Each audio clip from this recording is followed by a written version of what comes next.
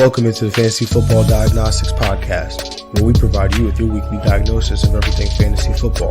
Whether it's season-long leagues, dynasty, DFS, or sometimes even IDP, we got you covered all year long.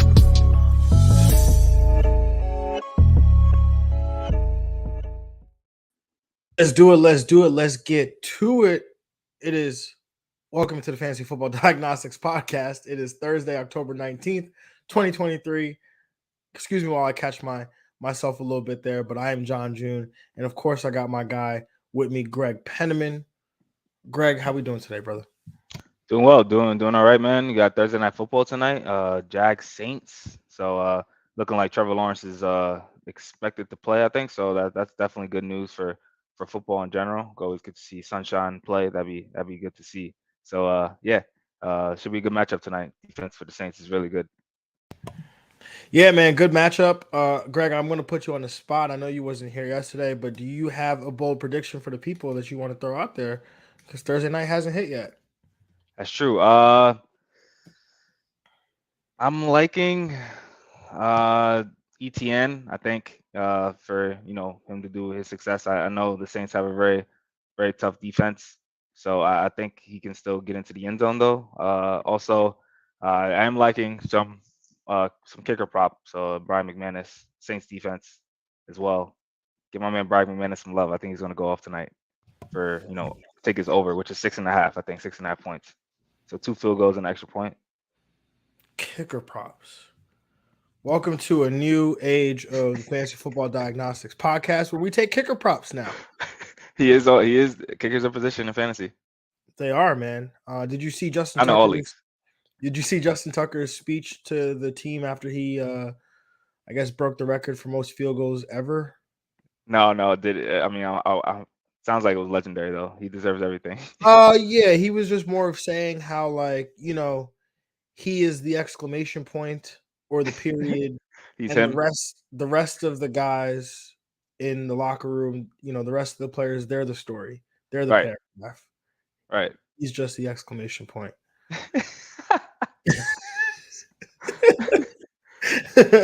Or hey, that's probably the most important part in a word though. Like that changes everything. Tone, inflection, everything. The whole context of a sentence. Yep. So hey, that's pretty valuable to me. I mean, exclamation point, extra point, either way. First ballot Hall of Fame kicker, man. Yeah. Most definitely. Shout out Justin Tucker, UT. Let's go. Okay. Let's get moving.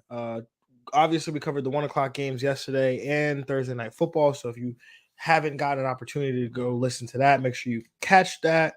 Make sure you're subscribed. You got the notification bells on for whether you are listening on Twitter, Twitch, or X, or if you're watching, or I guess watching on YouTube, Twitch, or X, or if you're listening on Apple Podcasts, Spotify, or Google Play.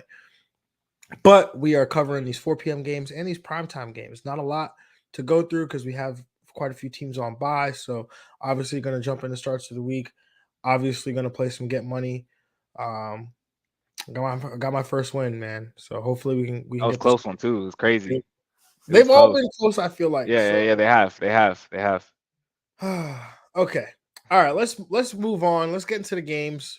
First up, we got the 1-5 Arizona Cardinals traveling to Seattle to take on the 3-2 Seattle Seahawks. This game has a 44.5 point total, where the Seattle Seahawks are 7.5 point favorites at home here. I'm going to take the under here. I'm going to take the Cardinals to cover the 7.5 points, but I will take Seattle to win this game. Greg, how do you see it? I think I'm going to take the over. I'm going to take Seattle to cover and Seattle to win. Very nice. It's a rough quarterback week, but Geno Smith seems to be in a good spot this week. Going up against this Arizona defense, which is very beatable through the air. He's got to be locked in as a QB1 for you this week, right, Greg? Absolutely. With the people on bye this week, multiple teams, just tough matchups for other teams as well. Injuries, Fields, Richardson being out. Geno Smith gets to upgrade, even if fully all the quarterbacks were there. It's a good week, good matchup for Geno Smith here. Most definitely. I mean, Arizona over their last 3 games allows the fourth most fantasy points to the quarterback position. So Geno Smith definitely in a good spot, and that means you got to take the passing game with them, right? So Tyler Lockett, DK Metcalf. I think we have this conversation every week, but they're wide receiver twos with wide receiver one upside. Uh, Mhm. just how do those touchdowns fall? Is there one that you favor over the other between these two this week? Not usually. I mean, they're both wide receiver, wide receiver one upside. I think naturally people just take DK Metcalf as a slightly higher rank, but Tyler Lockett is balling in his own way in some games since spots as well. So I don't think each one has the slight edge. I think they're both in a prime position here. Now, JSN, Jackson Smith and Jigba, he's been somebody who, um, has, I guess, disappointed to say, if I want to use that word, based on, draft capital and, expectations people had for him coming into this year. But his role increased last week. Did see an increase in usage there. Had 4 receptions for 48 receiving yards as well. So it was a nice bump in production for him in this game. Are you anticipating that he could end up, possibly bringing back some wide receiver 3 low end flex appeal potentially this week? Uh, yeah. I mean, I think he in deeper leagues he can be a play. Uh, I think maybe people that are a little more proven, like maybe a Romeo Dobbs this week. I think I would throw out there maybe before him to or some other names, but I think he's definitely in that consideration for deep league flex. Yeah, I mean, at a minimum, I think he's somebody that you want to stash on your bench, right? I think we talked about this before their game against the Bengals, right? Like, betting on the rookies after the bye week, he did get the bye week bump. And so, we just want to continue to see if that continues. So I would, at a minimum, hold him on your bench. Yeah, And then the running game there in Seattle, I think K9 is in for a high end week here, a high end RB1 type week. I mean, he's got start of the week type material attached absolutely. to him this week. I mean, Arizona allows the third most PPR points to running backs over their last 3 games. But obviously, you have Kenneth Walker, you're going to play him. I think the question comes down to Charbonnet, right? Because this is a good matchup for him as well. Seattle, 7.5 point favorites at home. That makes you think there's probably some positive game script there for him. Hmm. Is he a guy that you'd be willing to throw into running back slot based on the bye weeks and injuries and things like that? Bye weeks injuries. Based off, I do have Seattle covering. I think they do show their dominance a little bit in this game. Not like a blow like the Giants game. Cardinals are playing a little tougher this year, but I think they control this game. So I think Charbonnet will have some intrigue here. I mean, say you're like in the Zach Moss spot like me. I think I would put Charbonnet over Zach Moss this week against Cleveland. Yeah, I mean that's a good point. Zach Moss, obviously, we know his time in that backfield is dwindling. In terms of what his role will be. But yeah, to your point, right? Like this is a good opportunity for him as well. You know, especially given the bye weeks and things like that. On Mhm. the Arizona side, are you interested at all in this backfield for Arizona? Last week we saw Keontae Ingram come in, we saw Damian Williams get involved. The all the fab money that went into Amari DiMarcado turned out to be useless as he touched the ball, I think, 3 times. Um, do you have any handle on this backfield? And No, I mean the only people I'm looking at on this team is Marquise Brown. I think he's got a great matchup, and the tight end situation is getting a little interesting here. Trey McBride is playing a little more each week. I think. I mean, he was a high draft pick for them. I think either one. I think Trey McBride is a stash option maybe at this point. I think he's creeping to that realm where you can kind of maybe hopefully see him take that reins a little bit down the line. yeah, it's definitely possible there. Any interest in Josh Dobbs? QB2. Yeah. Yeah. I mean, not going crazy. Um, yeah, I'm not going crazy for him. I think he's in that QB2 territory. Yeah, that's where I have him too. Again, it's tough this week with the bye weeks and everything. It's not a great quarterback week at all between the bye weeks and the matchups. Yeah, Uh, I'm trying to grab Russell Wilson and everywhere I can, pretty much. That's really the only I feel like option when that streaming category. Yeah. yeah, Yeah. it's tough, right? Like I had said that um, Baker Mayfield is my stream of the week. Derek Carr, I think, has some stream appeal, but Russell Wilson is in a good matchup against Green Bay. But outside of that, it's not really great. Yeah, Not great. that's So it. I mean, unless Danny Dimes comes back, I'm just saying, yeah, I'm just I mean, I would take honestly Tyrod. or Tyrod, yeah, or either one, whoever's against Washington this week. yeah, That's really where we're at right now. yeah. All right. Anything else on this game you want to add, Greg, before we move on? No. All right, let's talk about the 3-2 Pittsburgh Steelers traveling to LA, take on the 3-3 LA Rams, where this game has a 42.5 point total, and the LA Rams are 3-point favorites at home. Greg, where do you got this matchup going? I'm gonna take the under. I'm gonna take the Rams to cover and the Rams to win. I'll also take the under. I will, however, take the Pittsburgh Steelers to cover and the Pittsburgh Steelers to win. Not surprised. They just find a way. They just find a way. Greg, on the Pittsburgh side, let's start there. Deontay Johnson's coming back, potentially his first game back. How do you see this split between Pickens and Deontay Johnson working out? Well, I think the momentum Pickens is built. I still think he's the most confident start right now at the receiver position. It's just his working his way back. Hamstring injuries are always tricky. He could always possibly re-injured or something. Deontay Johnson does have some injury history, but I think he's in that flex category to right away. I think he's especially in PPR leagues. He's gonna get those receptions, the easy ones, especially for Kenny Pickett that wants to move the chains. They haven't really a lot this year. Coming off a bye too, so I think this should be flex category for him.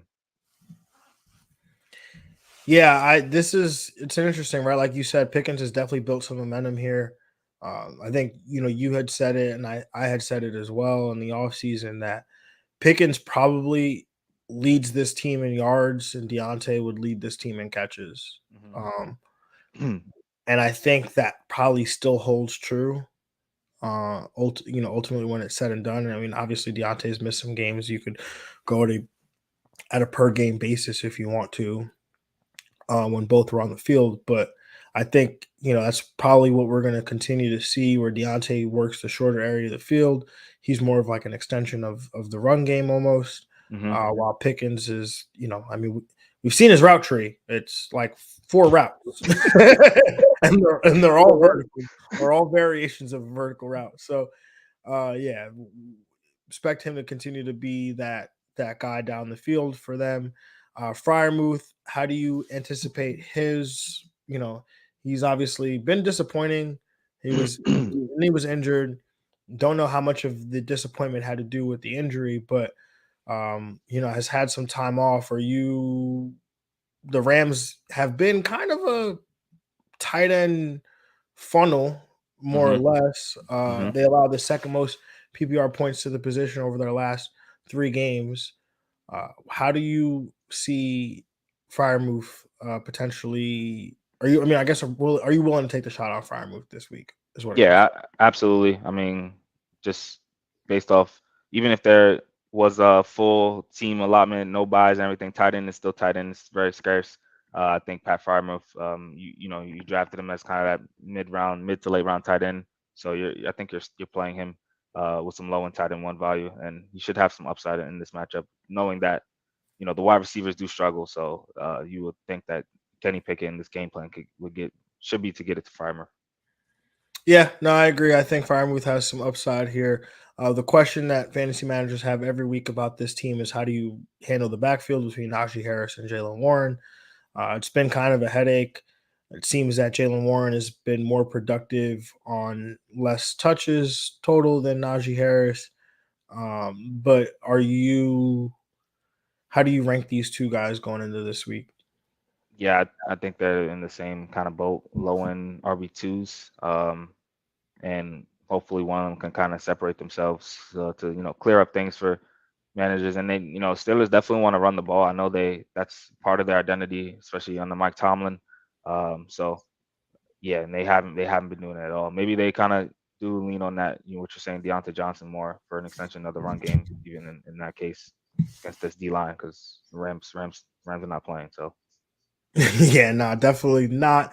Let's go over to the Rams side. The Pittsburgh Steelers have been beatable through the air, specifically at the wide receiver position, where they allow the second most PPR points to the position over their last 3 games. They also allow the 12th most PPR points to quarterbacks over the last 3 games. So great spot here for Puka Nacua, Cooper Kupp, and Matthew Stafford. I think people are panicking a little bit after Puka Nacua's worst game last week, but he still saw a 33% target share. Greg, how do you slot Puka Nacua in? I mean, I'm assuming you're going to have Cooper Kupp as wide receiver 1. I'm assuming you're yeah, going to have Matthew Stafford as probably he's got to be a QB1 based on how this week is falling from a quarterback perspective. But where does Puka Nacua fall for you this week? yeah, I got Matt Stafford, borderline QB1. Puka, I think you still got to throw him out there, especially with the target share. I mean, wide receivers have bad weeks all the time. I don't think that should stray away from what Puka Nacua has been doing this year. So he's still a low on wide receiver 1 for me. Yeah, and that's kind of how I have it, right? Like Cooper Kupp's going to be that high end wide receiver 1, probably, the number 1 wide receiver on the week when it's said and done. No, maybe 1 or 2, because Tyreek still plays. But Puka is going to be probably like wide receiver 9 or 10 for me this week when Yeah, it's all he said and only throws it to 2 guys. That's done. it. Hey man, Yeah, I want a piece of that. we love these concentrated offenses, Yeah. man. Yep. Absolutely. Now, how are you handling the backfield? Obviously, we know Kyron Williams, he's out for what looks like until week 11, I think they're saying, or should be back by week 11. Ronnie Rivers, his backup, he's out for 4 to 6 weeks. Zach Evans is the quote unquote next man up, but Royce Freeman was brought up from the practice squad. And Darrell Henderson Wow. was signed to the Rams practice squad. So uh Sean McVay, we know he's a liar when it comes to this football team and what he tells to the media and fans. How are you playing anybody in this backfield?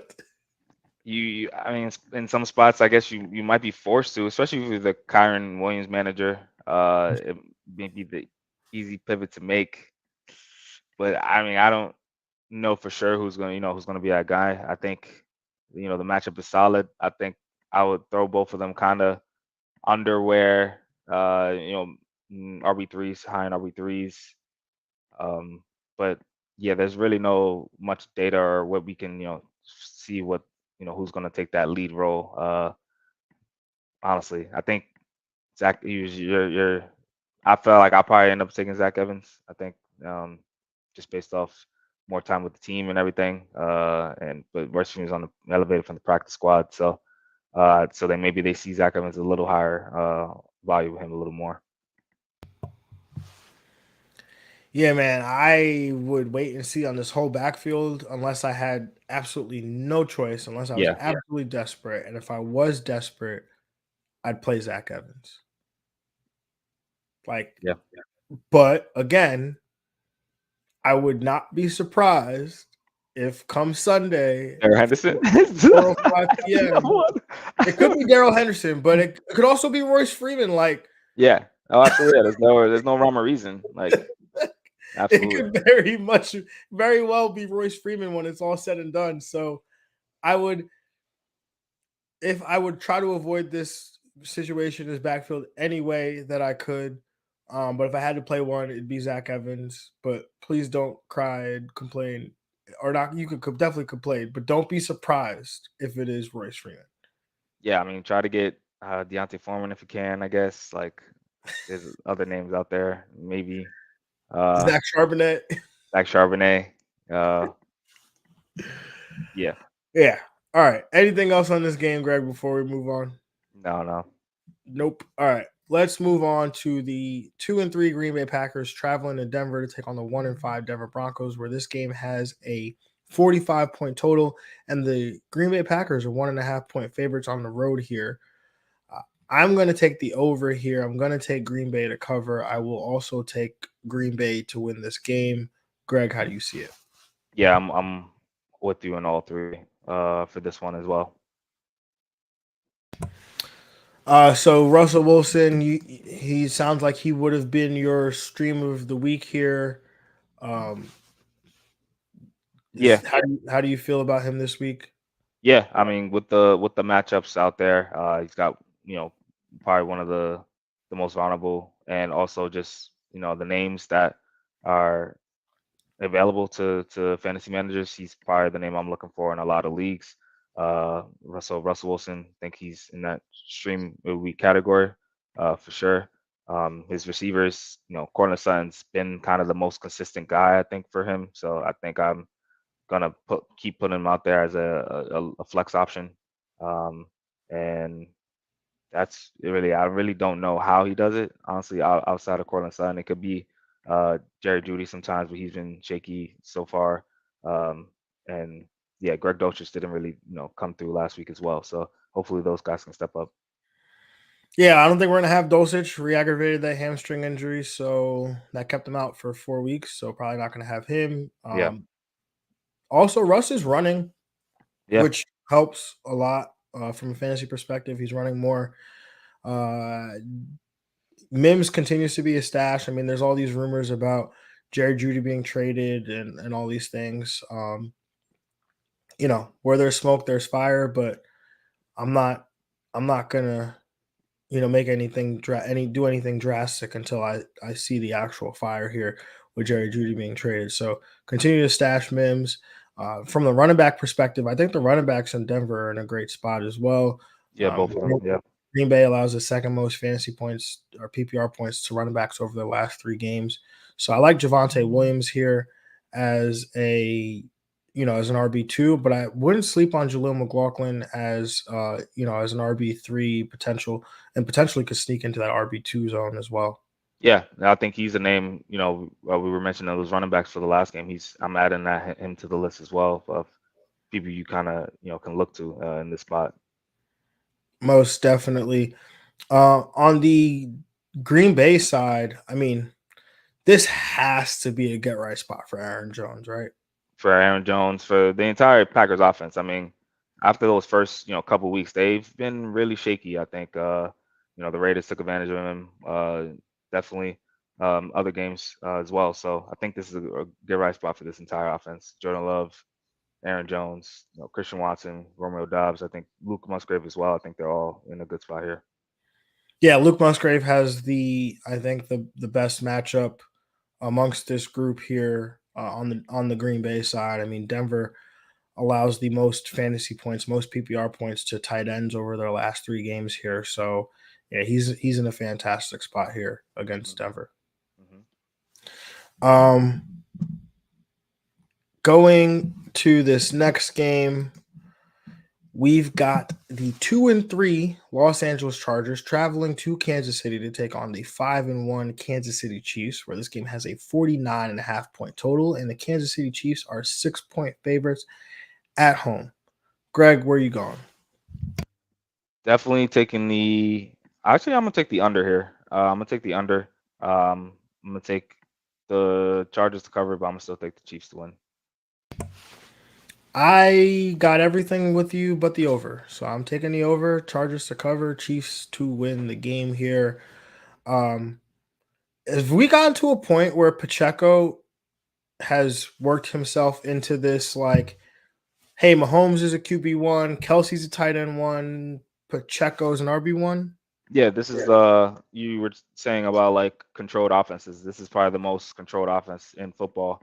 You got a big time quarterback, big time running back, and big time pass catcher, like 90 style. So yeah, you roll those three out there every week with confidence, I think. Yeah, most definitely. I think Pacheco's in a great spot. These last 2 weeks, I really wanted to go with Pacheco for start of the week. Couldn't bring myself to do it last week against Denver. It felt like low hanging fruit, but he, still finished, I think, as an RB or the RB 15. And plus, it's also tough because, well, you never know how touchdowns are really going to fall in this Kansas City offense. Because all it takes is a Patrick Mahomes underhand pass No to Gray. Gray. Jerick McKinnon catching some random, touchdown that Mahomes threw when he scrambled out. So, but Pacheco is definitely in a great spot here. The Chargers allow the 8th most PPR points to the running back position over their last 3 games. So I like his spot. Rashee Rice came through last week. He's probably the only in a name like that I'm monitoring, I think, for that could elevate himself throughout the season, especially during Chiefs bye weekend after. Like he's definitely got talent. Most definitely. Curious to hear your thoughts because I talked about it a little bit because the news broke right before I got on to record. But Mecole Hardman got traded to the Chiefs from the Jets. Does that, in your mind, come with any fantasy implications? I mean, I think his fantasy outlook is better, but it's not like I'm still in that starting territory yet. Or I mean, he's maybe a name I'm gonna look after the week and see what he did, but I'm still not gonna ready to stash or start him yet. Yeah, I know he's. I think the way I talked about it is he's not foreign to this offense, right? He's not a guy that hasn't been playing football, so I'd anticipate that he's active and up this week. What his role is, I don't particularly know. He could have a big 60-yard touchdown. I wouldn't be surprised if like he had a big play, but like on like 2 catches, 3 catches, or something like that. So it's very up and down. I'm kind of curious to see if he plays the Kadarius Toney role because I don't think Kadarius Toney's healthy. I don't think he's healthy. I think they've used him a little bit, but maybe they use him in that role there. We haven't really seen him ever be like anything more than a situational receiver or gadget type player for them. I think his best season when he played all 17 games or 16 games, whatever the number was just under 700 yards receiving. So, and I mean, those are situations where there's Tyreek Hill, there's a Travis Kelce. Last year there was Juju Smith-Schuster. So, I mean, look, the Chiefs don't do this deal if they don't feel like they need help at receiver. No, yeah, absolutely. They need to take eyes off Kelce. Eventually, people are gonna have to start. I feel like triple teaming this man, like or something. Like they still find ways. I don't know how, but yeah, they need to look down the line. Better defensive teams are gonna try to really take Kelce away. So they need some other people to throw to. Most definitely. On the Charger side, Herb's got to be a QB1. Another concentrated offense. Got to love it. Got to be a QB1. Eckler's an RB1. Keenan Allen, a wide receiver 1. Yep. Josh Palmer. He played well last week, for sure. Did play well after I thought he wasn't going to play. What a jerk. But played well. Again, I think he's been good for like 10 PPR points each of the last 3 weeks. How do you view him this week in this particular matchup against Kansas City, who, they're 18th against wide receivers the last 3 weeks, so nothing to write, that you really that makes you really excited about this matchup. But with how well Palmer's played, are you interested in rolling him out there as a wide receiver 2 potentially? I think I'm having more as a 3, wide receiver 3. Just I would like to see a little more consistency to kind of bump him up, but I think in this matchup for a wide receiver that you may need to add, emergency add. I think he's in that category. I don't think you can emergency add this man, bro. I think he's raw. That's crazy. I mean, if you've been seeing Quentin Johnston play recently. Yeah, I don't know when that's gonna happen. When that's gonna get Oh, going. he's out there. He's just, getting a ton of cardio. Let's see. Josh Palmer is, I don't know what is going on with this. He's 57%. 57. So he's pretty rostered. Decently rostered, I should say. All right, let's anything else on this game, Greg? No. Any tight end besides Travis Kelce? You gonna do the Gerald Everett thing again? No. All right, let's move on to this next game. Donald Palmer will catch a touchdown before Gerald Everett does anything. Hey, Gerald Everett caught a touchdown last week, actually. Yeah. But no one started him, so that was why. All right, let's move on to this next game here. Probably the game of the week. We've got Sunday Night Football, the 5-1 Miami Dolphins traveling to Philadelphia to take on the 5-1 Philadelphia Eagles, where this game has a 51.5 point total, and the Philadelphia Eagles are 2.5 point favorites at home here. I'm going to take the over. I'm going to take Philadelphia to cover. I will also take Philadelphia to win this game. Greg, how do you see it? I like the over, but I think I like Miami to cover and Miami to get this win. I think, that first big time game they had against the Bills, they're going to look at that and kind of respond, hopefully, from that. They don't want to go 0-2 in a bad way against big teams. So I don't think they want that rep going forward. It's a big game for them. It's funny how I'm the AFC East guy. I picked the NFC East team. You're an NFC East guy. You picked the AFC East team. I don't know. Some people might think it's a little biased. I'm just saying. Just messing. Again, another concentrated offense. Tua Tagovailoa got to be a QB1 this week. Tyreek Hill, wide receiver 1. Raheem Mostert, Philadelphia. Well, I guess we'll go back to Jalen Waddle, high end wide receiver 2. Yeah, wide receiver 1 upside, just with the matchup. Sure. Yeah, matchup, game total. Yeah. I mean, when I say high end wide receiver 2, it's really me saying he's like wide receiver 13. Yeah. Mostert, throwing him out there too. Yeah, he's got a tough matchup. I mean, Philadelphia doesn't really give it up to running backs, but I feel like in a game with this high of a total, in this offense, he's gonna find a way to get the ball. Yeah. Now on the Philly side, also gets interesting. Jalen Hurts, probably the quarterback 1 this week in this matchup against Miami. AJ Brown, a wide receiver 1 for sure. Devontae Smith, he's slipped a little bit. Production wise, hasn't really been there. But I'm probably gonna rank him as a high-end wide receiver 2, probably maybe in the middle of the wide receiver 2s, maybe like wide receiver. Yeah, I'm with you on there. 22, something like that. Yeah, mid-tier guy. I think he's bounced back from some poor performances before. I think he can bounce back here. And DeAndre Swift, he's running back 1 this week. Yes, sir. RB1 this week. And then Dallas Goedert has bounced back in recent weeks. I think the matchup here is really nice for him as well. So he's slotting in as a tight end 1, you think? Yeah, you're playing everyone except his defenses, honestly. Yeah. That I can agree with. All right, anything else on this game, Greg, before we move on? Keep an eye on Jeff Wilson Jr. That's all I gotta say. That is a good point. Yeah. All right, next matchup and the last matchup we are going to cover this afternoon, the 5-1 San Francisco 49ers traveling to Minnesota to take on the 2-4 Minnesota Vikings, where this game has a 44 point total, and the San Francisco 49ers are 6.5 point road favorites here. Greg, where are you going with this game? I'm gonna take the under. I'm gonna take San Fran to cover and San Fran to win.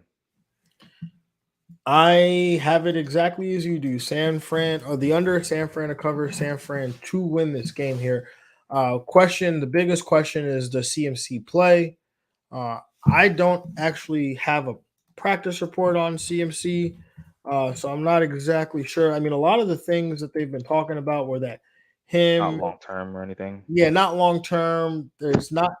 Kyle Shanahan said it's not out of the question that he and Trent Williams and Deebo Samuel could all play this week.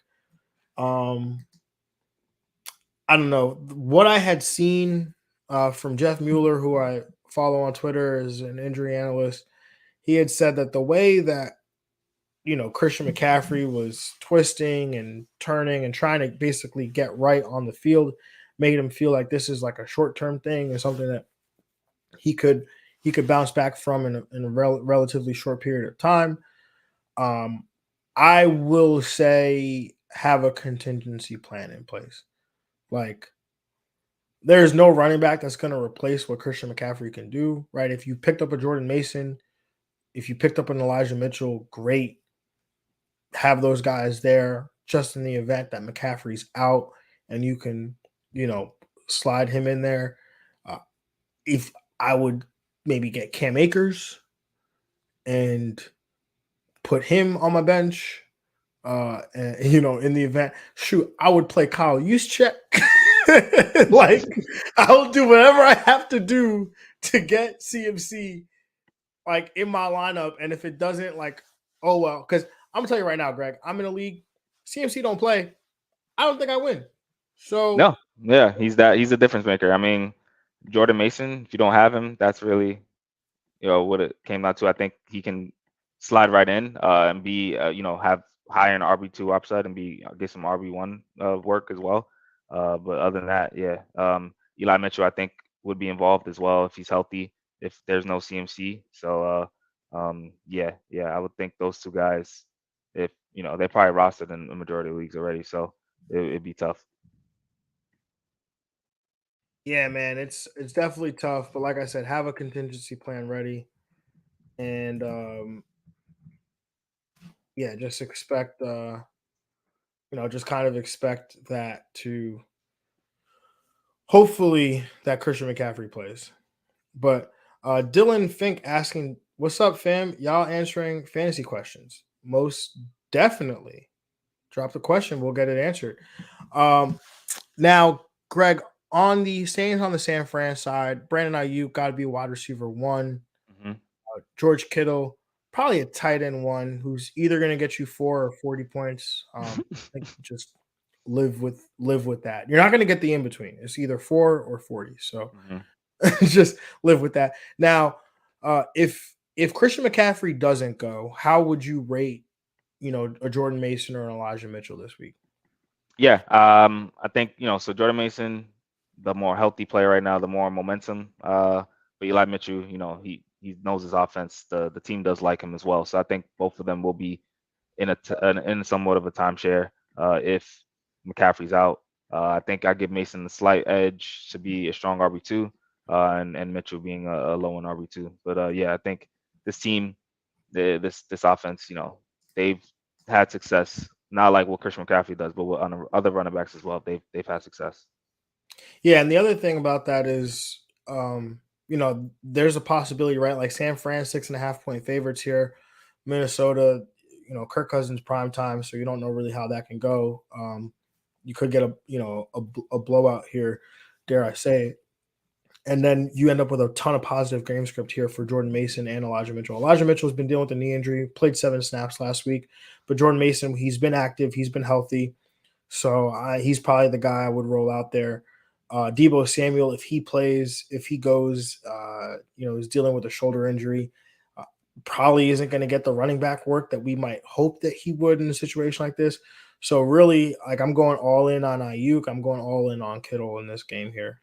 Yeah, absolutely. I mean, even without CMC, they might look to even to Debo in some situations, but he's injured as well. So I think they do lean on the running backs they would have if they didn't have McCaffrey. But Ayuk is a lock for a wide receiver one, I think, in this performance.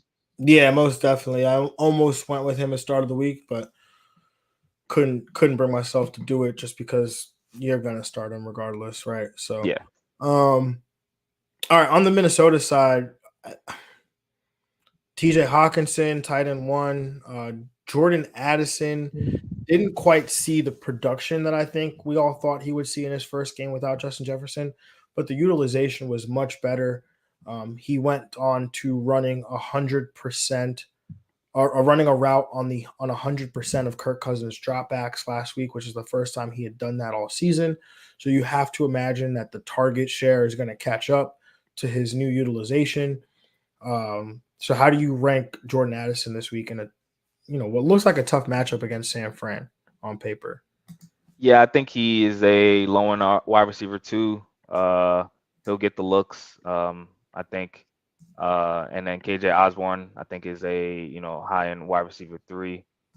So they'll both be kind of out there, but I think there'll be some drives that'll get cut short. It's a lot of 3 and outs, so it'll be tough to find some opportunities for them. I wouldn't rely on any like touchdown or anything like that. Just hopefully they can get like a 5 for 60 or 80-yard, 70-yard day, something like that.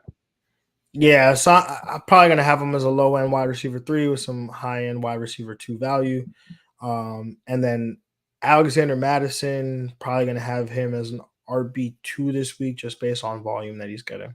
Yeah. Kirk Cousins interested? No. Yeah, me neither. I don't want to do it. I I don't can't. want to do it. Not Can't against do San it. Fran. Not against San Fran. No Justin Jefferson, and you're on prime time. It's just like three no's. Yeah, imagine your matchup coming down to Kirk Cousins on Monday night. Like, whew, I'll be very scared. Yeah, no, absolutely not. Dylan, poor Kirk, and crying, laughing face emoji.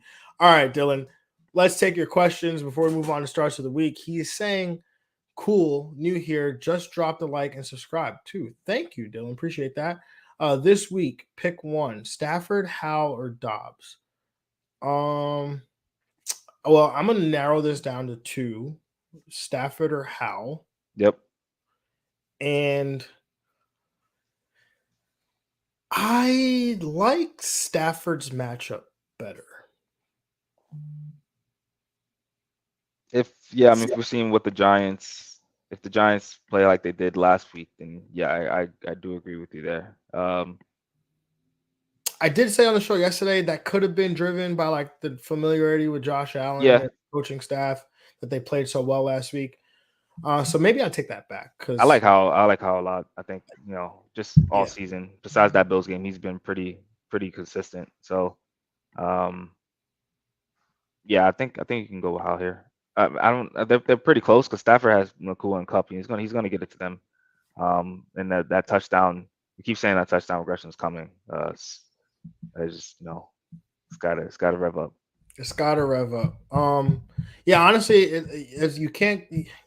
I say you can't go wrong. You probably could go wrong. I think Howell is probably, based on recent weeks, is probably makes more sense.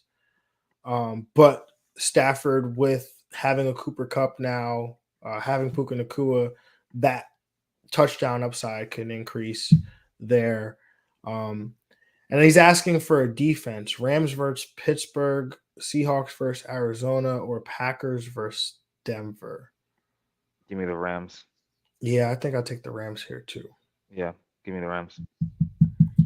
Get some sacks, maybe force fumbles, stuff like that. Yeah, Kenny Pickett's not great. So no. Yeah. And he's got some more questions. Let's see. Dylan, also my 12-team full PPR redraft just moved Olave and James Cook for Stephon Diggs. Love that trade. So my team is Fields / Stafford, CMC, Ford, James Cook, Roshan. Oh, you moved Stephon Diggs and you got Olave and James Cook. I don't like that as much. I thought that you were acquiring Stephon Diggs. It looks like that's what it looks like. That's what it looks like. But then he says my team, and he has James Cook, Roshan, Herbert, Waddle, Olave, Ayuk, and Flowers. I mean, either way, that sounds like a very solid squad. Yeah. Yep. He says I acquired Stephon. Yep. Love the trade. Love it. Was trying to upgrade RB2. Nobody was biting or upgrading for an elite wide receiver, which was Diggs for me. Yep, totally agree. Love the move, Dylan. Keep it up, man. It looks like your team is rocking. All right, let's jump into that money time, man. Those starts of the week. And I'm going to just kick it off, man, with my quarterback start of the week. And I'm going with Tua Tagovailoa. This feels like a little bit of low-hanging fruit here, as I'm going with the guy that's currently the quarterback for in fantasy points per game. But I'm calling my shot for a monster game for Tua. As an offense, over their last 4 games, the Miami Dolphins have a neutral game pass rate of 77%. So again, I talk about this all the time, but first and second down, the first 3 quarters of a game, what does that pass rate look like? Because it shows pure intent. It takes game script out of it. It also takes, third and longs out of it. So, and fourth downs. So, they're in those situations. The Miami Dolphins are throwing the football 77% of the time. That is well ahead of the next closest team, which is Philadelphia at 66%. The kicker here, though, is that in those same situations, opposing teams are throwing the football against Philadelphia at a rate of 58% of the time. That is 9th highest total in the league, mainly because teams do not want to run against Philadelphia and their rush defense. And teams are finding success when they do throw the ball on Philadelphia. So dealing with some injuries in the running back room, I like Tua to have a huge day in a game that should shoot out. I think he finishes as the number 2 quarterback this week, behind only Jalen Hurts, who's playing in the same game. Yeah, man. I hope Tua and this Miami team responds again. That first, I guess, big time game for them didn't pan out so well, so I think they get it done here, starting with Tua. Nice, Greg. What about you? What do you got for your quarterback start of the week this week? Yeah, I'm going Geno Smith versus Arizona. I like the matchup here. Love the matchup here against Arizona. Had 2 picks last week, but he did throw for 326 yards last week. Second game with he's throwing up at 300 yards. Week 2 is season high, came against Detroit at 328 and 2 touchdowns. So he's capable of getting big time yardage numbers, and I think that comes here. And I think he gets in the end zone as well. So I'm expecting at least a close to 275 day with 2 passing touchdowns. This man's going to ball out.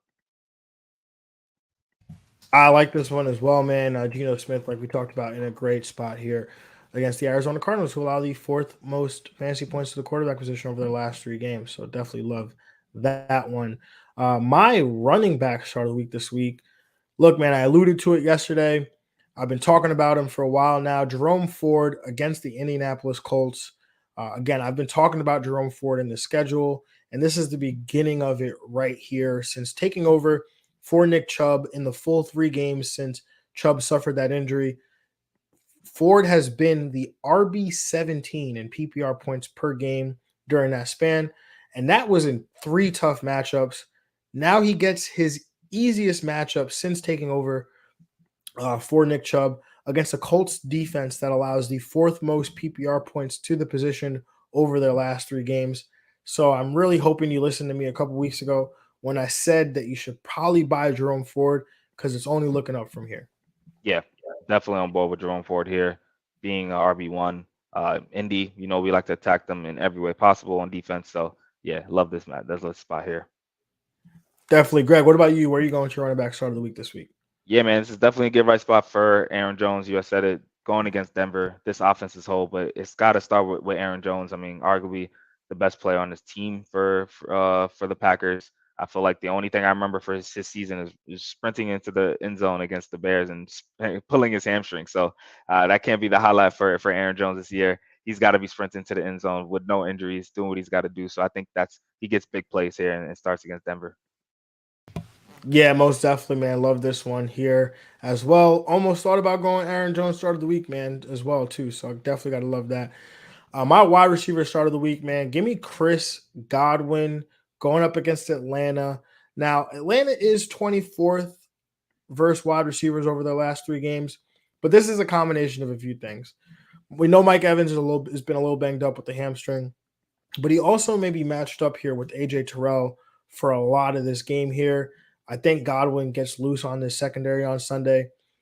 He's been solid, as he's seen no less than 13.5 5.7 PPR points in his last 2 games. So he's been trending up, and I like this spot for him as a nice nice week to finish as a wide receiver 1 this week.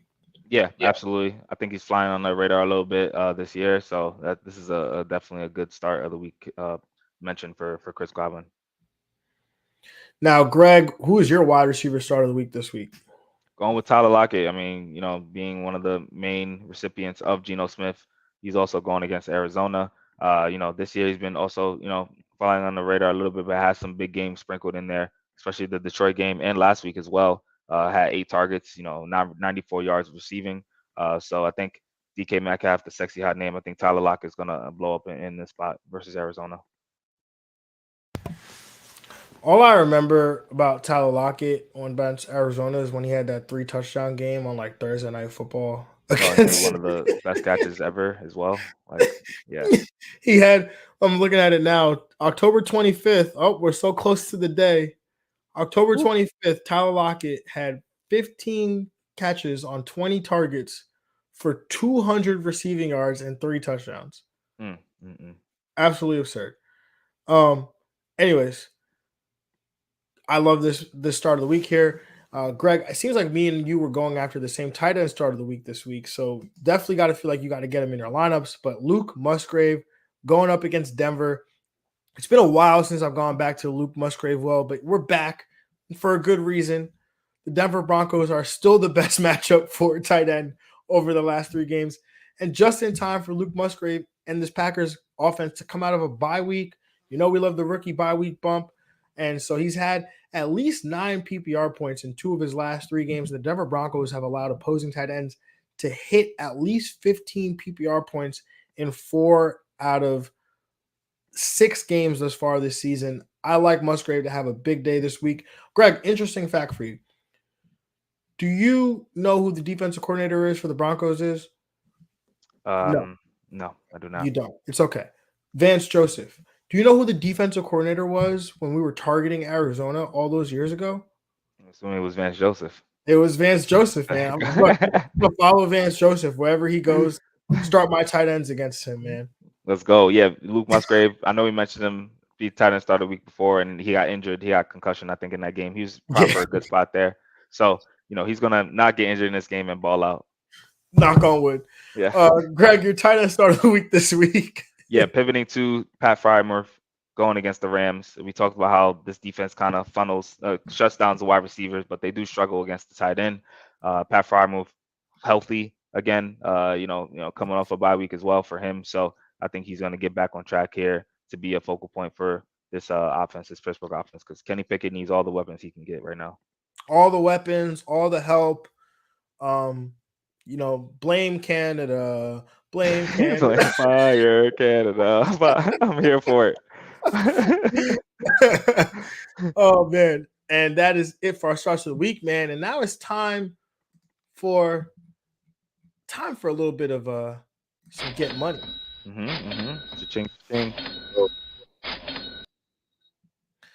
Greg, it is an odd week, but you don't get the first pick in odd weeks anymore. I do. Okay. So I'm gonna go ahead. Let me find my lineup. Woo, man, this is an important one. Got to get this one right. Yeah, let me just go ahead and lock that in, man. Cooper Kupp 9,700. Nice. I like that. I'm gonna get my top salary guy. I'm gonna take Josh Jacobs going against Chicago, 8,000. Let me go ahead and slide this in real quick because this is kind of how I make all this work here. But Luke Musgrave 5,000. Like that there. I'm gonna take Isaiah Pacheco as my second running back, 7,400 going against the Chargers.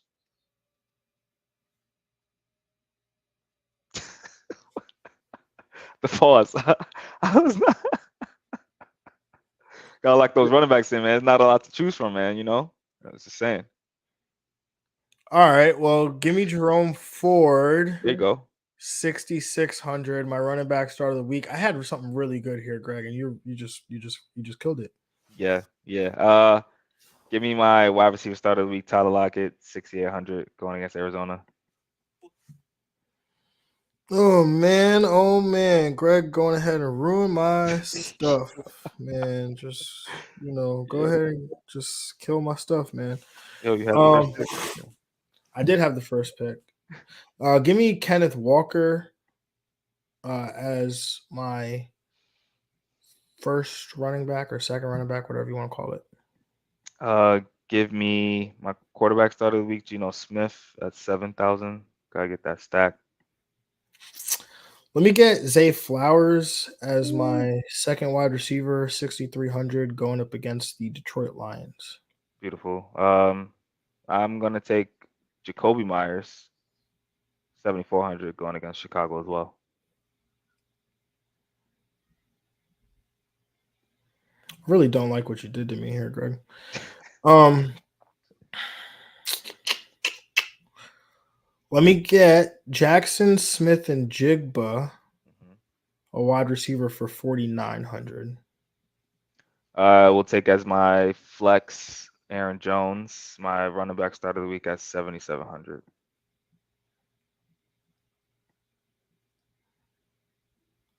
I really don't like this. I really don't like it. Oh man, do I want to pay that much when you haven't really been doing anything? Sorry guys, I'm tilting live here. Let me get in my flex because I have the money. Let me get Bijan Robinson 7,500. Okay. Um, at my third wide receiver, give me Wando Robinson, 5,600, going against the Commanders. Let me get as my defense the Arizona Cardinals 3,100 going up against Seattle. Let me take Pat Freiermuth, my tight end start of the week, 5,500, going against the Rams. And as my quarterback, let me get Lamar Jackson 8,000 going up against Detroit. Nice. And my defense, I'm gonna take the Cleveland Browns defense, 4,500, going against the Colts. Oh man, I really had a great lineup here. It felt like until you went ahead and you just took Pacheco from me. Yeah. Yeah. Yeah, I Yeah. was feeling really good about it. I was feeling really, really good. All right, let me read off my lineup here. Let me stop crying to the people here. Um, at quarterback, I have Lamar Jackson, 8,000 going up against Detroit. At running back, I've got Bijan Robinson, 7,500 going up against Tampa Bay. So my second running back, I've got Jerome Ford, 6,600 going up against Cleveland. At wide receiver, I have Cooper Kupp, 9,700 going up against the Pittsburgh Steelers. At my second wide receiver, I got Zay Flowers, 6,300 going up against the Detroit Lions to complete that stack with Lamar. As my third wide receiver, I got my leverage play, Jackson Smith and Jigbug, 4,900 going up against the Arizona Cardinals. At tight end, I've got Luke Musgrave, my tight end start of the week, 5,000 going up against Denver. As my flex, I've got Kenneth Walker, the third, 8,800 going up against Arizona. And then as my defense, because I needed to get, I wasn't trying to choose the Patriots against Buffalo or the Chargers against the Chiefs. I went with the $3,100 Arizona Cardinals going up against the Seattle Seahawks. Yeah. I'm got Geno Smith at quarterback position, 7,000, going against Arizona. Josh Jacobs, 8,000 at my first running back going against Chicago. Isaiah Pacheco at 7,400 going against the Chargers. Tyler Lockett, 6,800 going against Arizona with a pair with Geno Smith. Jacoby Myers, 7,400 going against Chicago as well. Wanda Robinson is my third wide receiver at 5,600 going against Washington. Pat Freiermuth at 5,500 going against the Rams. Aaron Jones is my flex at 7,700 going against Denver. And the Cleveland Browns defense taking on Gardner Minshew and the Colts. 4,500. Whew, man, Pacheco better not be the one that breaks it for you because I'll be so upset. Yeah. Anyways, we did get some news as we were sitting there playing some Get Money. The Niners players that we are talking about, Chris McCaffrey, Deebo Samuel, Trent Williams, none of them practiced today. So all right, they got the Monday game, so yeah, they're the it's Monday good. game. So this Yeah, one's gonna go Saturday. down. It's gonna go down to Saturday. Yeah, It's it coming is. down to Saturday, and I'm It gonna be is. sitting there watching, game Mm. day morning on Sunday morning, waiting for Mhm. that drop from Ian Rappaport or Tom Pelissero or the Schefter tweet that says, "Hey, Christian McCaffrey is expected to play, not expected to play, whatever it is." I'll be waiting for it. Yeah, I mean the bye week next week is dangerous. Dangerous. Might as well. They're a team looking for the future. Don't talk like that, Greg. Anything else you want to say to the people before we close? No, I'm hoping for a really good game tonight. Hopefully we get some primetime baseball action. That's all I gotta say. Yeah, man, definitely gonna be Definitely hope we get a good game tonight. Definitely got to make sure you catch Greg's prop. Greg dropped a kicker prop first of all. Sir, I know that was heavily researched, heavily vetted, because we don't just drop kicker props on here for nothing. But if you want some of my football props, you go back yesterday, go listen to the Thursday night preview. Go catch that before Thursday night football tonight. Make sure you put all those Thursday night players out of your flex, man. Put them in a running back spot, a wide receiver spot. Dude, if you're starting 2 tight ends this week, put them in a tight end slot. If you're playing a 2 quarterback league, put them in a quarterback slot. Do not, by any means necessary, have these Thursday night players in your flex spot unless you're starting a bunch of Thursday night players, because that's probably not a great idea. Anyways, Have a good one, y'all. Enjoy the weekend. Enjoy spending time with family. Enjoy the football. And, have a great weekend, y'all. We're out of here. Peace. Yeah.